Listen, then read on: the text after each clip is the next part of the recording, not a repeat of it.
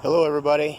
I wanted to make the first of the new series of videos, I guess, for the Fin 2.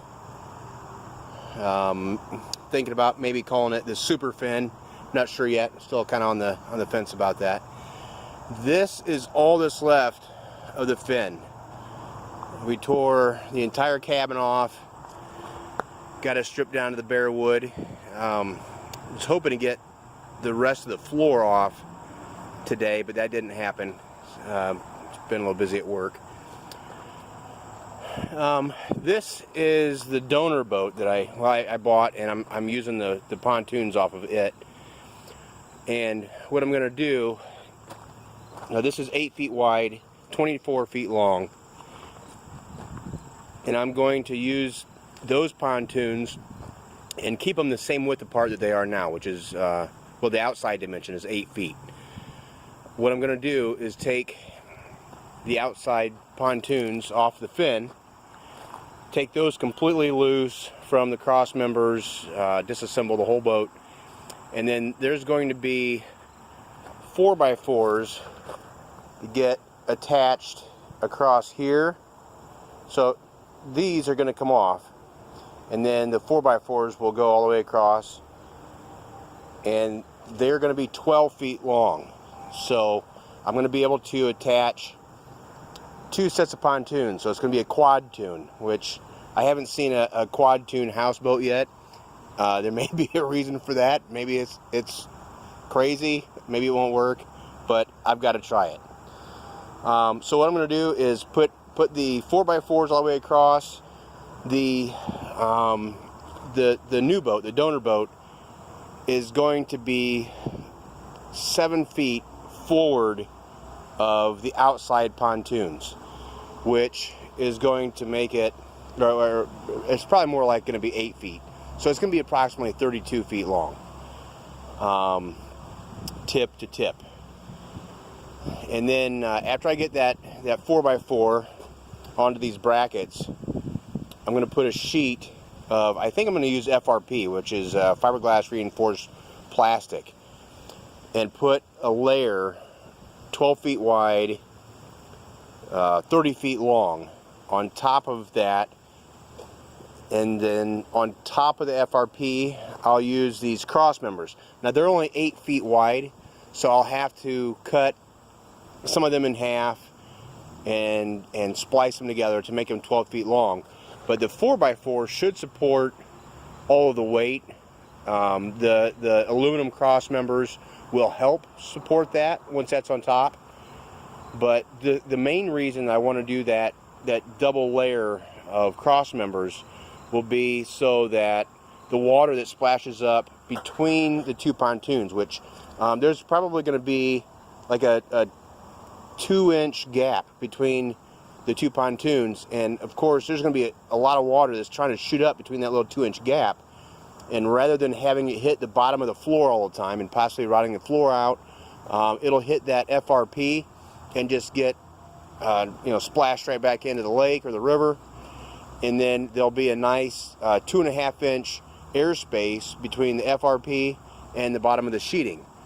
So there shouldn't be any way, other than if I get into some really big waves, that the water comes in sideways and rolls between there. There shouldn't be any water that's coming up and getting the bottom of the floor sheeting wet. On my last trip, I noticed that even though there was water coming up over the bow, and it would come in through the front door, I could even feel areas where the water would splash up and come up between the joints of the wood on the original boat. Now, this donor boat had 3/4-inch tongue and groove, and I think that would have helped. This is not tongue and groove on the original fin, so I think that's part of why the water was squishing up between there, because it had a straight crack that it could come through without having anything to stop it. I'm also going to put sealant between the cross members, these aluminum cross members, and the FRP, so that nothing will be able to splash through there at all.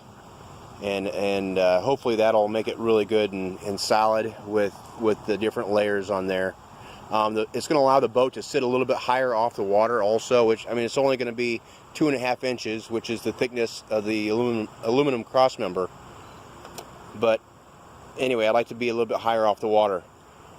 I figured up the buoyancy, and I should have around 4,500 pounds of buoyancy with the 4 pontoons, which will be more than sufficient to hold the weight of the cabin.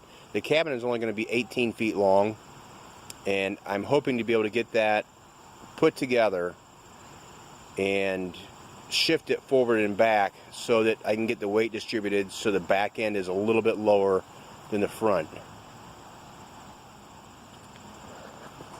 But you know, that's going to take a little engineering later. The only damage that I've got now, even though the fin was smashed by a tree and the bottom of this pontoon is crushed in right on this seam right here, the only real damage it has is where I got against a seawall in the front. There's a crack that has to get sealed up right there. I pressure tested all the pontoons. There are 2 chambers per pontoon, so there's 8 total here. I tested them all, and that's the only leak I had was the front of that. The pontoons are 21 inches in diameter on the fin and 19 inches in diameter on the donor boat. If anybody knows how to do the math to figure out what the complete buoyancy is, and I'm wrong on my number, let me know, please. I've been weighing everything that I've got for the boat. I've been collecting cabinets and all kinds of stuff for this project since my last trip, and I think that I'm going to be way underweight on this. There will be a complete second story. Before I swore I'd never have a 2-story, but there won't be any sleeping quarters upstairs. It's just going to be a flat deck. So downstairs will be 2 beds, a kitchen, a bathroom, and a dining area, and then a set of steps this time that goes on the outside of the cabin up to the second deck, and then that'll just have some chairs up there so we'll be able to sit upstairs.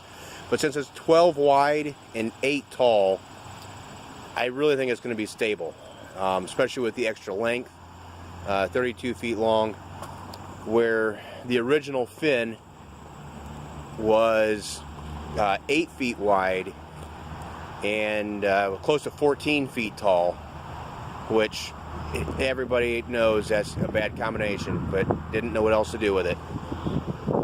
So anyway, this is where we're at so far. Hope to be able to get this other one torn apart, get the pontoons broke loose so I can take this one down to get the front of it welded. And I've also bought a trailer that is the frame from a 30-foot camper. The box on the camper was 30 feet, so it's about 34 feet long with the V-nose that goes to the tongue, which will be more than plenty to hold this. And I know everybody's going to say, well, you can't take that down the road because it's 12 feet wide. I live at a lake, and it's about 300 yards to the boat ramp from my house. So I'm going to just be very careful to take it down to the lake from my yard. This is not my house here. This is my shop, and it's kind of a wreck out here. But my wife didn't want the other boat or any of the boats in our yard at home. So and I don't blame her. So this is where we're putting it together at. It's at the shop here. Plus I've got all my tools. So if you've got any questions, comments, suggestions, please don't hesitate to let me know. I am looking for a 50 to 90 horsepower engine to power this beast. I am doing electric remote steering, so there'll be no steering wheel on this boat. I'll explain that in a later video. What else have we got that's going to be unique? I guess that's about it. It is going to have an LP refrigerator, So it'll have a regular, well, it's only 5 feet tall, but it's got a regular refrigerator rather than an ice box. So I will be able to keep food cool. It's going to have a composting toilet though, not a regular flushing toilet, because this sits too low in the water to have a holding tank. I could get one that would work, but I just don't want anything dangling underneath the boat that doesn't have to be. So I'm going to go with a composting toilet, and you know, mainly just a recycling system. So you wash your hands, things like that. That water, when you wash your hands, will probably go in the lake. I'll get some good soap that is environmentally friendly, so that's not an issue. But yeah, anyway, if you have any questions, please let me know, or comments. I love to hear people's ideas on what to do. It's going to be a long road to get this baby going. It's definitely not going to be this year, but this winter I can build all the walls inside my shop, get everything good and solid. I am going to have real thin aluminum on the outside, no more coroplast. The last boat was proof of concept, just to see if it would work. And this one is going to be really nice. I'm going to have real windows in it instead of the vinyl, or the clear plastic. So we'll have real windows with screens, real doors, glass sliding door in the front, really nice handrail around the top, and it'll be something that is usable all the time rather than just a shanty house to head down the river like the original Finn was. But even though the original Finn wasn't very nice looking, it was a lot of fun, and I don't regret that boat at all. But you know, you live and learn, and now I know what we need to do to make this one as stable as possible and as user-friendly as possible. Okay, well, let me know if you have any questions. Bye.